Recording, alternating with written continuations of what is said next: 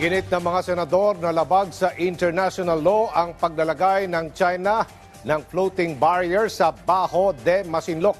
Ayon sa isang mambabatas, tahasang pambabastos ito ng China sa soberenya ng Pilipinas. May ulat si Daniel Manalastas.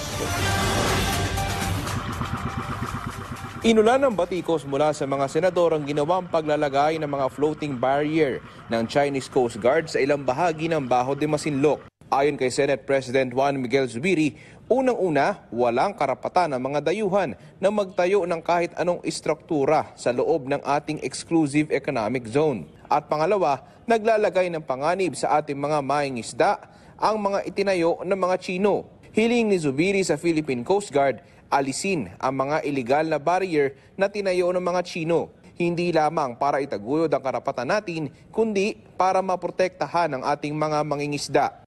Tinawag naman ni Senate Majority Leader Joel Villanueva na tahasang pambabastos at kawalan ng respeto ang ginawa ng China. Tanong ni Villanueva kung kaibigan bang maituring ang isang bully na patuloy umanong sinasamantala ang relasyon ng dalawang bansa. Si Senator Jinggoy Estrada naman, aminadong nauubusan na ng pasensya sa ginagawa ng China.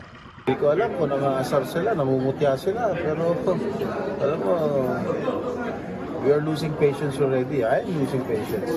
The Senate President is losing patience. We have to get our acts together. Sabi naman ni Senator Francis Tolentino, sang-ayon siya na tanggalin ang floating barrier dahil bawal maglagay ng palatandaan na ito ay restricted zone at ang Pilipinas lang anya ang pwedeng maglagay nito. Labag-an niya sa international law ang paglalagay ng China ng floating barrier kaya't kailangang maialis agad.